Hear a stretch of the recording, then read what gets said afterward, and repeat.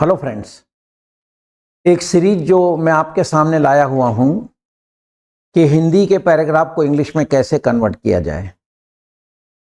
उसी सीरीज के चलते हुए एक और पैराग्राफ आपके सामने है।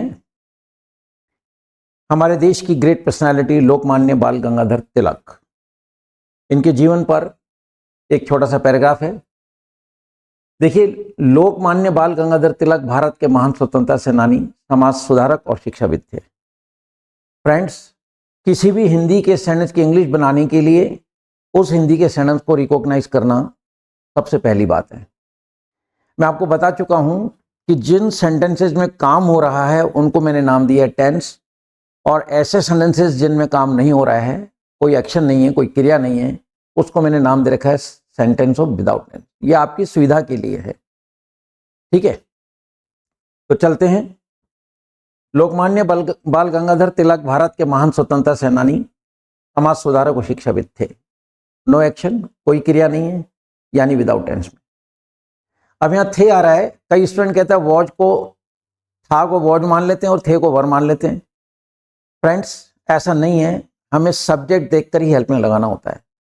ये थे आ रहा है रिस्पेक्ट में, और जब इंग्लिश बनाएंगे तो हेल्पिंग और सिंगुलर ही आएगा, बिकॉज सब्जेक्ट इज सिंगुलर।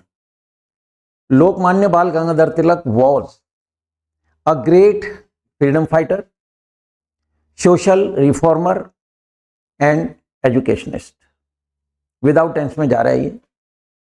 उनका जन्म 23 जुलाई 1856 को महाराष्ट्र के रत्नागिरी में हुआ। जब जन्म की बात आती है और सिंगुलर बच्चा जन्म लेता है तो वॉज बोर्न फिक्स है, ये पैसिव सेंटेंस है। और जब एक से ज्यादा बच्चे पैदा होते हैं तो वर बोर्न। क्लियर? ये भी पैसिव सेंटेंस है। उनका जन्म, तो he was born at Ratnagiri in Maharashtra on 23 July of 1856। Friends, अब एक हमेशा प्रश्न माइंड में रहता है स्टूडेंट्स के कि अगर सेंटेंस लंबा होता है तो उसको सेट कैसे करें। तो इसके लिए मैंने YouTube पर एक वीडियो बनाया हुआ है, how to set the sentence, उसे देखें। यहां मैं क्या कहना चाह रहा हूं, देखिए। He was born at Ratnagiri in Maharashtra on 23 July of 1856। इसे मैं इंग्लिश में दिखा रहा हूं।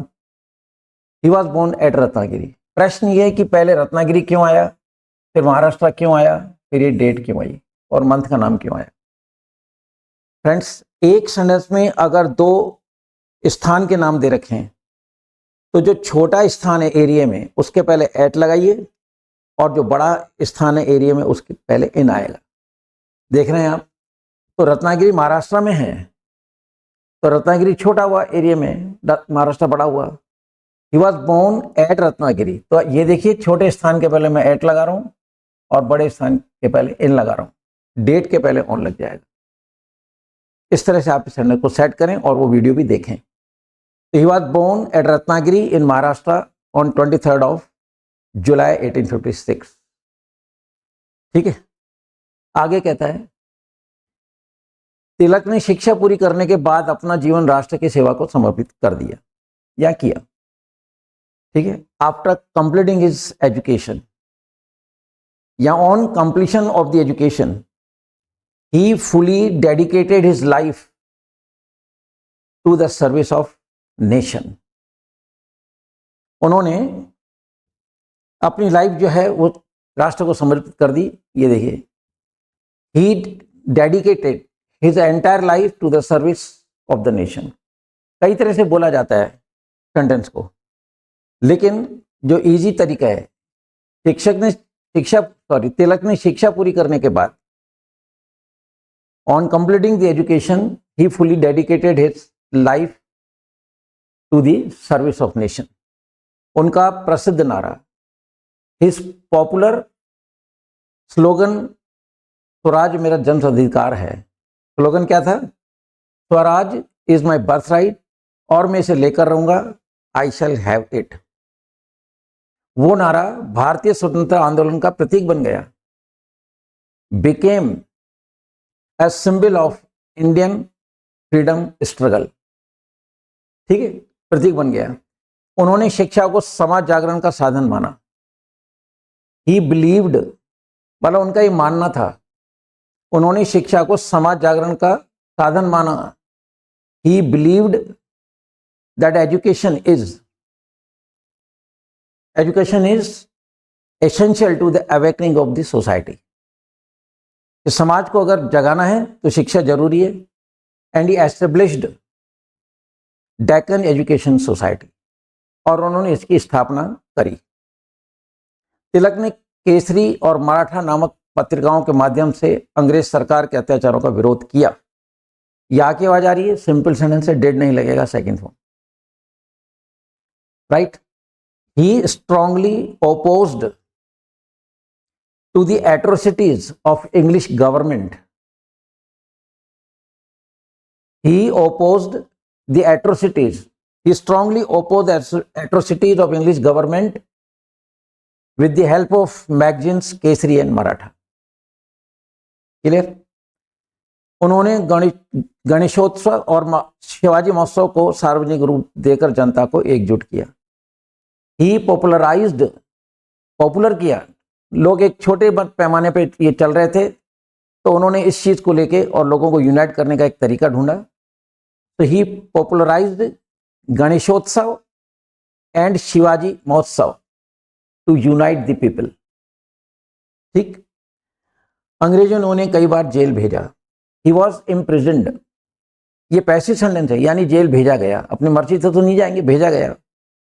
तो he was imprisoned many times, परंतु उन्होंने हार नहीं मानी। But he was firm at his point, या ही वॉज फियरलेस, उन्हें कोई डर नहीं था। जेल में रहते हुए, in the duration of jail, he wrote his very popular work Gita Rahasya. Gita रहस्य नाम की कृति उन्होंने जेल में रहते हुए लिखी। 1 अगस्त 1920 को उनका निधन हो गया। It was 1st of August 1920. He was no more. या he died, या he passed away। मैंने कहा ना, एक सनद को कई तरह से बोला जा सकता है। उन्होंने ये दुनिया छोड़ दी। वे सदैव राष्ट्रभक्ति और त्याग के प्रतीक बने रहेंगे। He will always be remembered. He will always be remembered। सब कुछ देखिए, मतलब जो इंग्लिश के पैराग्राफ में है, ठीक है ना। तो he will always remembered as a symbol of sacrifice and nation devotion, right friends. तो आपने देखा कि किस तरह से इस पैराग्राफ को हम इंग्लिश में कन्वर्ट कर सकते हैं। मैं सिर्फ इस सीरीज लाने का जो मकसद है वो ये है कि आपको ये चीज़ समझ में आ जाए कि इंग्लिश है आसान, लेकिन it's not the game of days और कपल ऑफ मंथ्स। समय लगता है इसमें थोड़ा। जब तक ये सारे कॉन्सेप्ट क्लियर नहीं होंगे, by then not possible to translate any language into English. Clear? तो आई होप सो। इंग्लिश इसके साथ में है, आप देख रहे हैं। तो आप मतलब इंग्लिश को, कुछ स्टूडेंट्स ने कहा कि सर, कुछ फ्रेंड्स का कमेंट आया कि सर इनकी इंग्लिश भी दे दीजिए, तो इंग्लिश भी आपके सामने है। लेकिन मैं ये बताना चाह रहा हूँ कि एक सेंटेंस को हम कई तरह से लिख सकते हैं। तो ये सब कुछ आपके सामने, डिसाइड आपको करना है कि अब आप, ठीक है, किस तरह से इंग्लिश से छुटकारा पा सकते हैं। जय हिंद।